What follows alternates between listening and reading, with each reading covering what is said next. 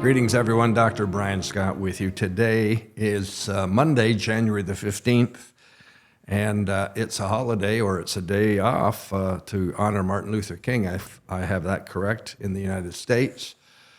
We are busy recording with today for you. This is Insights to the End Times.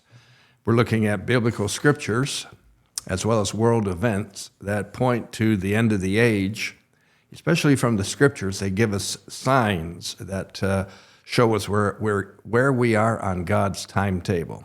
And so we've been having quite a time studying. Last week, we were looking at Matthew chapter 24. Jesus was asked the question, show us some signs or tell us about the signs that will precede your return to the earth, as well as the signs that point to the end of the age. And his answer, which is chapter 24.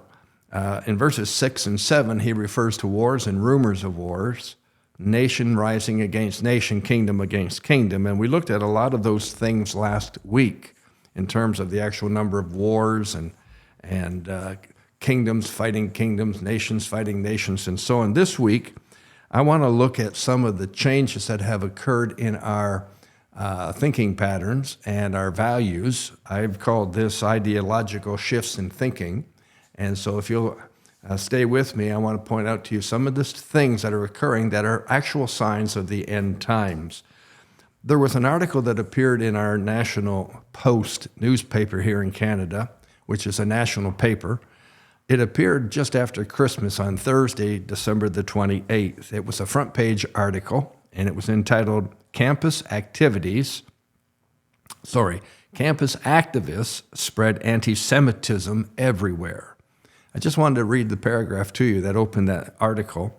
Here's what it said. An open letter signed by more than 250 Canadian journalists called on the media to become even more biased against Israel than it already is. This provides insight into how a woke, progressive ideology that shuns debate and demands narratives conform to their rigid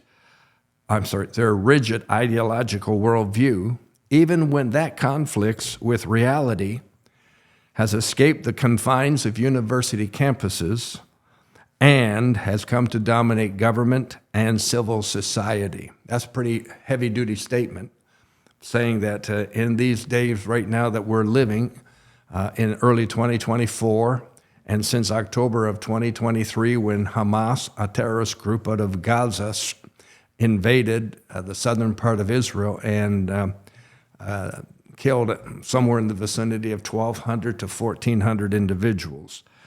Now, this has now spread to the university campuses in terms of rigid protests, and it's based on their anti-Semitism point of view. Here's what I wanted to share with you as it pertains to that. I was a university student for 7 years as I studied to obtain my honors business administration degree and my legal degree. And of course, during those 7 years, there were kids on campus who protested and held sit-ins and held stand-ins and didn't agree with the university administration. And they wrote articles in the university newspaper and so on and so forth. So this is not a new situation that's occurring. But what's really occurring here is how drastic it is in terms of attacking outside groups as opposed to protesting the university administration rules. In these settings, if you don't agree with the protesters, you're going to be in trouble. They don't offer much debate. They don't offer much room for a differing opinion. And society has allowed this to occur under the freedom of speech rights that we think we have, but they seem to be dissipating.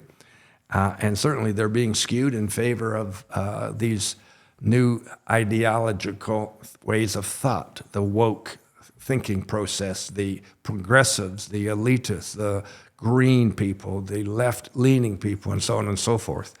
They have very loud voices, and the loudest voice usually dominates the situation.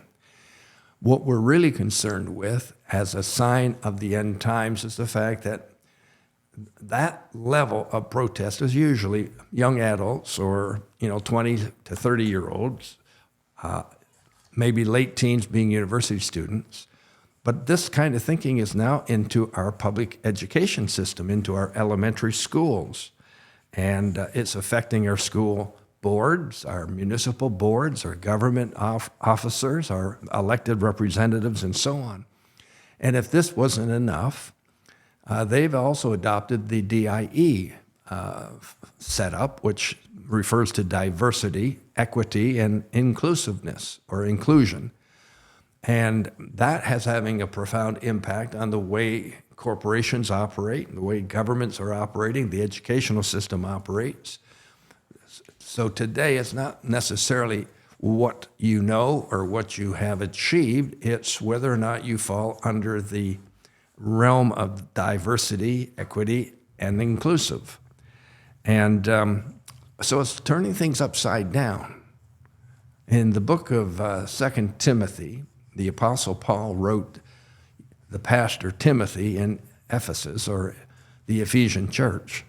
And he said to him in chapter 3, verse 1, in these last days, perilous times will come, very dangerous times will come. And he points out that the way people think is going to be really, really different than it's ever been in the past. And he concludes or comes close to the end verses by saying these people are going to get more evil and more evil as the days go on. We have seen a tremendous amount of response to this conflict in the Middle East between Hamas and Israel, and now Israel and Hamas in the Gaza Strip, which now includes a lot of people there, Palestinian people. But the viewpoints are very, very extreme. We haven't seen this extremity since the Second World War and the Holocaust, where the German army, the Nazis, incinerated, killed almost 6 million, if not 6 million Jewish people. So we've got a whole new powerful way of thinking, harsh way of thinking that is unlike anything that we have known to such an extent. There would have been pockets in the past. Now it's very widespread, very, very difficult. One of the last things I want to mention to you in this way, the 9/11 attacks that occurred in September 2001 were apparently Muslim, Arab extremists, terrorists, flew jumbo jets into the World Trade Center buildings and collapsed those two massive buildings, as well as attacking and flying a plane into the Pentagon in Washington, and so on. This galvanized our thoughts in terms of terror and terrorists, and we'd never seen anything quite like this. Thousands were killed in those events. And as a result, breaking news became a very important aspect of the news stations. And they would run their red banners across the bottom of the newscast, breaking news, breaking news, breaking news. We tuned into and we based our thinking on what they were telling us. And for the most part, we believed every word they said. But now we're 20 plus years since that time. And there was recently an issue that occurred in Niagara Falls, New York, in the bridge crossing into Canada, and a car crashed into one of the customs buildings and created a tremendous response. And immediately breaking news hit the airwaves. And we were being told it's another terrorist attack. And we were told that the car came from Canada into the U.S. And then we were told it came from the U.S. into Canada. And then we got all kinds of news reports from reporters on the ground. But it turned out a day later that the news they had told us was entirely different and wrong.